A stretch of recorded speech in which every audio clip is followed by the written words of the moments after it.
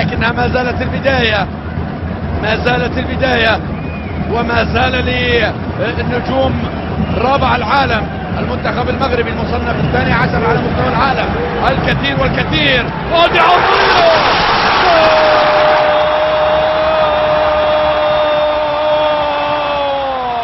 اسماعيل، يا اسماعيل، اسماعيل سيباري يضع اسمه على لافتة التاريخ، على اول صفحات التاريخ، اول من يسجل في ملعب الامير مولاي عبد الله بعد الافتتاح الجديد. التاريخ سيذكر الخامس من هذا الشهر، الخامس من سبتمبر 2025، اسماعيل سجل الاول في هذا الملعب لأسود الأطلس. شوف الجملة، شوف اللمسات، شوف التمريرة، عيني عيني على الأولاد، عيني عيني على الأولاد. شوف يوسف، شوف يوسف، شوف بالعمري حطها بالدقة يا عيني. ايه لإسماعيل سيباري ليزور مرمى النيجر للمرة الثانية كما فعل في المباراة الماضية. عاد مرة أخرى بطريقة مختلفة، لكن النتيجة واحدة، الهدف يسجل لأسود الأطلس.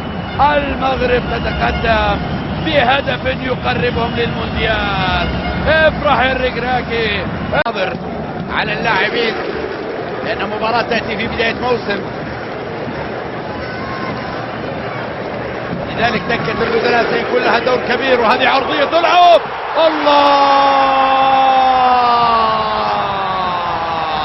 مزيان بالسام، مزيان يا اسماعيل سيباري يسجل الثاني في ليلة تاريخية لإسماعيل.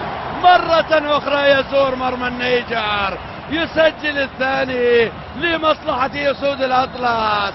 سعادة كبيرة في المدرجات وانتصار رائع وهدفين ولا أجمل لأسود الأطلس في شوط أول لم يقدموا فيه العرض الخيالي، لكن الأهداف كانت حاضرة. شوف أشرف حكيمي حطها. قيمة اللاعب الكبير، قيمة البلندوري أشرف حطها لإسماعيل. الأطراف خيالية، الأطراف تطير بأسود الأطلس. هنا في ملعب الأمير مولاي عبد الله، هنا الأطراف يوسف العمري في المرة الأولى، وفي المرة الثانية من الجهة اليمنى أشرف حكيمي، والتوقيع واحد، إسماعيل سيباري يسجل الثاني لمصلحة أسود الأطلس. فرحة ثانية نخبة الأفضل على مستوى العالم بكل تأكيد في القارة الأفريقية. سيكون الضغط كبير على اللاعبين، لكن هذه محاولة جول. أيوب يا أيوب بعد طول انتظار وبعد صبر طويل، أيوب الكعبي يسجل. أيوب لم يستسلم، لم يظهر في الشوط الأول بالشكل المطلوب، لكن مع بداية الشوط الثاني يسجل بدون مشاكل. يسجل أيوب الثالث، الهدف الثالث يسجل ليطمئن المنتخب المغربي على النقاط الثلاث في مباراة أصبحت الآن احتفالية في التأهل إلى المونديال في مرمى النيجر. سجل الأول والثاني من الكرات العرضية، وجاء الثالث بنفس الطريقة من مسافة أقرب، لكنه عن طريق نفس اللاعب يوسف العمري اللي يقدم مباراة غير عادية ويصنع الأهداف. وهذا الثالث يأتي من أيوب بعد طول انتظار وبعد صبر أيوب لم ينفذ، لذلك تواجد في المكان المناسب وسجل الهدف الثالث.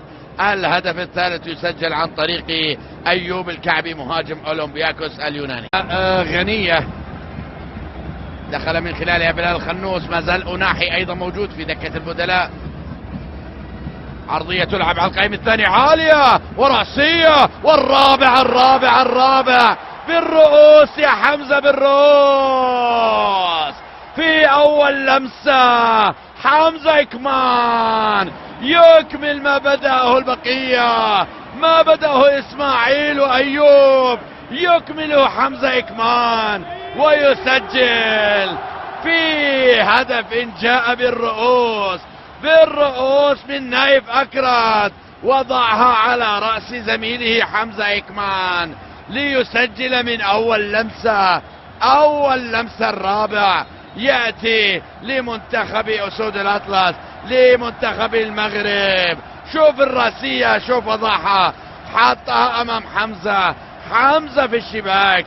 الرابع يأتي عن طريق البديل حمزة إكمان ليكمل ما بدأه إسماعيل وأيوب الكعبي ويسجل الهدف الرابع.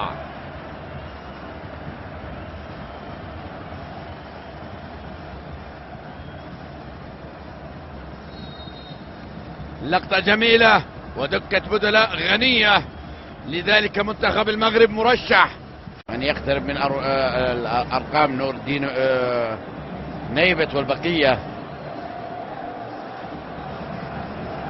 لكن هذه الكرة بعد ذلك تبعد، تعود مقطوعة في مكان. فرصة الخامس، تسديدة أناحي، جول!